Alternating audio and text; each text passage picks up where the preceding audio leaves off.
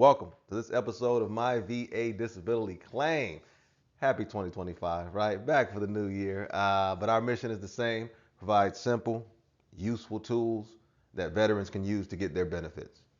That's all we do, right? We try to give simple explanations of things so you can have a better understanding. That way you can help yourself or help other people, right? The main lane we operate in is disability claim, VA disability. But we also talk about employment and training. We also talk about education, right? How to make sure your education benefits are good to go, how to make sure you're taking advantage of those employment benefits that you have as a veteran as well, and military related people as well. Today, what we're going to talk about is before you file your claim, right? We're going to give you a simple 3-step process. 1, 2, 3. 3 steps, a way to evaluate your claim so you can have an idea of whether or not you're going to get this thing approved. And more importantly, you can have an idea of what you need to get it approved. All right? All right, here we go. And as always, at the Carter Hughes Knowledge Institute, this channel will be like a school.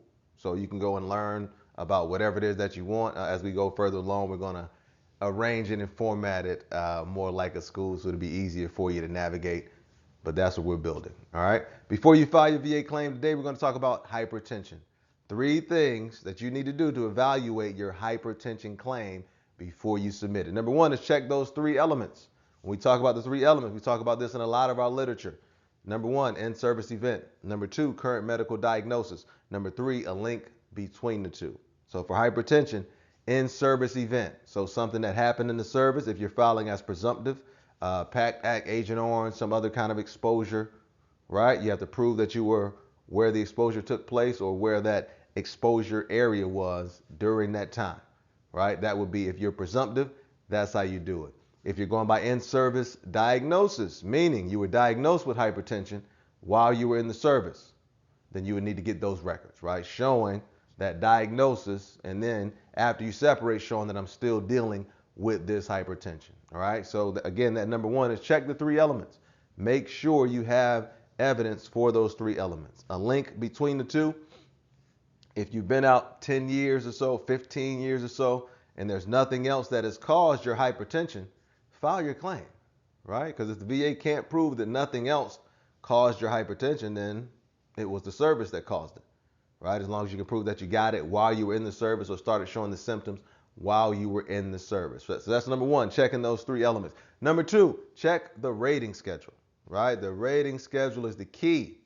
When you're doing an initial claim, the rating schedule is important, but not as important if you're doing an increase. If you're doing an increase, the only thing you need to look at is the rating schedule, right? When you're doing that initial claim, you want to look at the 3 elements and the rating schedule, right? Because you're really building that claim and trying to establish that approval.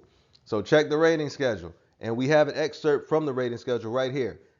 Do you think the VA claims process can be difficult, stressful, or even chaotic at times? If so, we made the Before You File Guidebook to help you keep your claim simple and organized.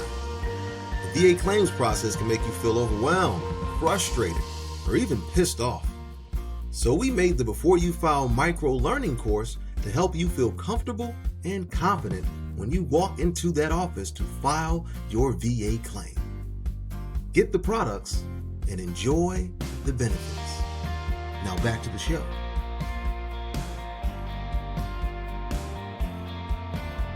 %, for hypertension means a history of diastolic pressure, predominantly 100 or more. Diastolic down, the number on the bottom, right? When you talk about blood pressure readings, it's normally blank over blank, right? After the over, that's the number that's on the bottom. That's the diastolic pressure. So for a 10% rating with the Department of Veterans Affairs, you need a predominant diastolic rating of 100 or more. By predominant, more than half, right? So you're going to need at least 3 readings. And 2 of them, if they're over 100, you got to prove for 10%. All right? Think about it that way, right? Keeping it simple. Diastolic is the number on the bottom. There's also some systolic readings as well, but you'd have to go to the rating schedule to get the rest of it. This is just for 10%. This is not the entire rating schedule. You can go to the rating schedule through Google. Just go to Google, 38 ECFR Part 4, enter, and it comes up, right? Department of Veterans Affairs.gov All right, go to the official site, not a .com. Go to the official site, right? Or Cornell. Cornell is fine. .edu as well. Uh, so that's number two. Number one, checking those three elements. Number two, check your rating schedule for that condition. When you get to the rating schedule, Control F, and then just type in whatever the name of the condition is. Hypertension, whatever the case. And then number three, check your medical records, right? This is a big one. Specifically for hypertension, you want to make sure, again, that you were diagnosed with it while you were in the service and you're currently being treated for hypertension, right? So there we go. Keeping it simple. 1, 2, 3. Number one, check the three elements, right? Evaluate that claim to make sure. Number two, check the rating schedule, right? Do I have the evidence for a 10% or a 20% or a 30%? The rating schedule will tell you. And then number three, check your medical records, right? And as you see right here, that could be your service treatment records. Service treatment records are your records while you were in the service.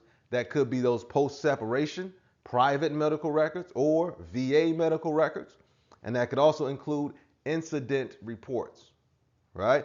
Let's say, for example, got in a car accident while I was in the service that led to some PTSD. In order to get that claim approved, I had to go to the police station. Hey, I need a copy of this police report showing that this car accident happened, right? That would be considered the incident report in that situation. So it doesn't have to be something that happened on base. It doesn't have to be a diagnosis from the hospital. If you had a fall, got in a fight, whatever the case, get an incident report showing that this thing happened, right? And that establishes that in-service event, in-service diagnosis. All right, hey, there we go, man. Keeping it simple, right? As always, Carter Hughes Knowledge Institute, helpful veteran. Right there in the name, we're just trying to be helpful to veterans. A lot of products, a lot of tools you can use. As always, learn the information, use the information, and if you deem it to be valuable, share the information, huh? Each one teach one, man. Hey, have an incredible day, as always, and continue to take advantage of all the benefits available to you. And aye.